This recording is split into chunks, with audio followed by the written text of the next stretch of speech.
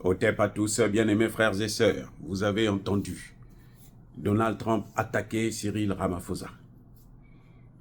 Et Cyril Ramaphosa répondre en disant à Trump qu'il n'a qu'à gérer l'Amérique et lui, il gère l'Afrique du Sud. Eh oui, c'est bien dit. Donald Trump croit s'attaquer au monde entier. Vous avez, ça c'est ce qu'on appelle le zèle. Le zèle de la puissance. Et c'est ce qui fait toujours tomber tous les gens qui se comportent comme ça. On se dit, on est puissant, on domine les autres. Et après, on y prend goût. Et on pense qu'on est au-dessus de tout le monde et qu'on est un dieu. Et qu'il faut que maintenant les gens puissent te louer. Vous voyez, c'est le problème que Donald Trump a. C'est ça mène toujours les gens vers la perdition. C'est ce qui entraîne la chute de beaucoup de grands dictateurs. Vous voyez, comment vous appelez ça? Paul Kagame. Depuis 30 ans, il a détruit, fait exploser l'avion d'Abiyarimana. 2 présidents du Burundi et du Rwanda sont morts. Personne ne lui a dit quoi que ce soit, personne ne lui a fait quoi que ce soit. Et il est épargné, il est neutre, il est tranquille dans sa peau. Et après ça, il y a eu le génocide. Donc lui, il a été l'un des instigateurs. Parce que c'est le déclenchement, c'est la mort d'Abiyarimana qui a déclenché le génocide. Là encore, monsieur est épargné, il est considéré comme un grand homme, comme un homme puissant. Maintenant, il a commencé la guerre au Congo démocratique. Il a fait partir Mobutu, il a installé Kabila, et puis Kabila, à un moment donné, s'est rendu compte qu'il prenait trop de pouvoir. Il a dit non, tu n'as pas à te poser des questions, tu vas continuer à te soumettre. Il a neutralisé. Et puis voilà, il a intenté de continuer jusqu'à aujourd'hui. Là, il a pris son armée carrément, il fait rentrer en RDC, son armée. 10 000 hommes. 10 000. Il a fait rentrer en RDC. Alors, question. C'est quoi? L'excès de pouvoir. Parce qu'il se dit, personne, il est intouchable, personne ne peut rien lui faire, il peut faire comme il veut et tout, jusqu'au jour. Et c'est ça qui va le faire couler. Parce que quand on a le pouvoir, on a toujours tendance à en abuser. C'est ce qui est en train d'arriver à Trump. Il a tellement eu du succès, parce que tout le monde voulait vraiment le départ de Joe Biden, puisqu'on a vu qu'il a créé la guerre en Ukraine, et au Moyen-Orient. Il est aussi l'un des instigateurs de la guerre en Libye, le Sahel, partout, il n'y a que ça. Alors, les gens en ont dit, on avait marre. Et Trump arrive. Mais Trump pense que le succès qu'il a eu là, cette gloire-là, ça le met au même niveau que Dieu. Donc, il peut maintenant commander le monde. Et c'est ce qui a fait qu'aujourd'hui, il y a les BRICS.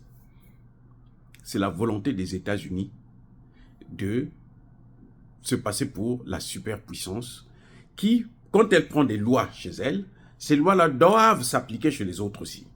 Quand les autres prennent des lois contraires, l'Amérique vient vous taper.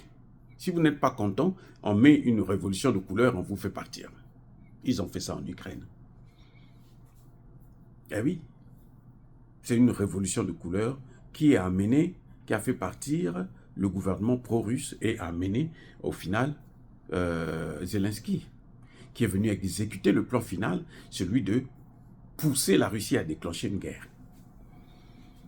Maintenant, Donald Trump s'attaque à l'Afrique du Sud. Pourquoi? Qu'est-ce qui se passe? Eh oui, qu'est-ce qui se passe? Il a décidé ici là que voilà, nous, on ne va plus aider les pays du monde, y compris les pays africains. Pendant 3 mois, on suspend et après ça va continuer. Personne ne lui a dit quoi que ce soit. Il y a Ousmane Sonko qui s'est plaint, mais bon, ça c'est son problème. Mais ce n'est pas les Sénégalais qui lui ont demandé d'aller se plaindre. Parce qu'ils ont perdu beaucoup des accords. C'est qu'ils attendaient. Ils vivaient de la Manche. C'est normal que si on a coupé le bras qui donne, vous avez des problèmes. Mais Donald Trump fait ça pourquoi? Qu'est-ce qui peut opposer Donald Trump à Cyril Ramaphosa? Comment se fait-il que c'est comme par hasard maintenant? Vous savez quoi? C'est au sujet de la RDC. Quand vous voyez comme ça, c'est que Donald Trump veut que la RDC puisse continuer à être sa chose. Pour que ça puisse être sa chose, il faut qu'il ait toujours le Rwanda qui est puissant pour que le Rwanda puisse toujours affaiblir tout gouvernement congolais. C'est ça la règle. Et comme Cyril Ramaphosa vient de décider qu'il va faire payer à Kagame les 13 morts sud-africains, alors que les Américains, pour eux, comme ce n'est pas des Américains, c'est pas grave, c'est gratuit. Kagame peut continuer à faire ce qu'il veut.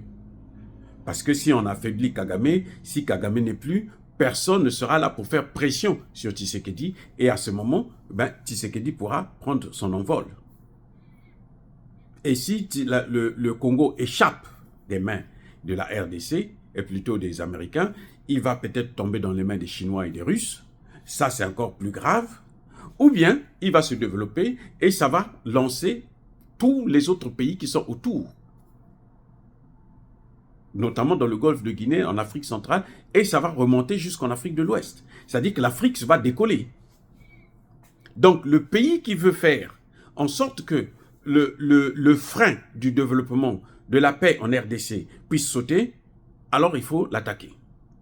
Il faut chercher, comme le gouvernement sud-africain est mixte en ce net moment, il faut les mettre en conflit. Avec cette loi d'expropriation, on va les mettre en conflit pour que Cyril Ramaphosa puisse se dire « Oh ben, pourquoi je vais aller m'occuper du Congo alors que moi-même ici j'ai des problèmes ?» On veut carrément faire une révolution de couleur. Ce que Trump oublie, c'est que les gens, ses parents, sont minoritaires, très minoritaires. S'ils sont rentrés aujourd'hui dans le gouvernement, c'est parce qu'il y a des Africains, des Noirs, qui sont déçus par le comportement de Cyril Ramaphosa et des autres Noirs depuis Mandela. Ces Noirs-là ont soutenu justement ce gouvernement, ce parti d'opposition, des locodermes. C'est ça qui a fait qu'ils puissent monter comme ça jusqu'à ce niveau. Mais ça peut retomber tout de suite à partir du moment où il y aura un affrontement entre les locodermes et puis les Noirs, les nègres. Ça va tomber, forcément ça va tomber. Et si ça retombe, cette fois-ci, ça ne sera plus, Mandela n'est plus qui négocie avec eux. Ce ne sera plus la même chose. Là, les autres vont dire que non, mais trop c'est trop. Chaque fois, nous on accepte de se réconcilier avec vous, et puis vous nous prenez encore pour des cons, et cette fois-ci, on va aller jusqu'au bout. Et ça va être terrible. Mais, en fait, pour Trump, c'est qu'il faut décourager Cyril Ramaphosa pour qu'il ne puisse pas intervenir en RDC. Il faut que ce soit des forces comme celles de l'AES et de la SADC qui sont là pour contempler et compter les morts. Pire encore, de la MONUSCO qui est complice carrément de Paul Kagame. C'est ce qu'ils veulent. Voilà le problème. Quand Trump critique Cyril, c'est pour le décourager, pour qu'il n'aille pas intervenir au Congo contre Kagame, leur homme. Bien-aimés frères et sœurs, encore une fois de plus, soyez bénis, abondamment bénis par le Dieu des Kémites et par nos ancêtres angélisés. Mais que tous ceux qui persécutent le continent africain le pillent et le déstabilisent, qu'ils soient noirs, blancs, chinois, arabes, juifs, indiens ou qui qu'ils soient punis, maudits, foudroyés, neutralisés, écrasés, effacés par le Dieu des Kémites et par nos ancêtres angélisés. Vive l'Afrique éternelle, j'ai dit et j'assume.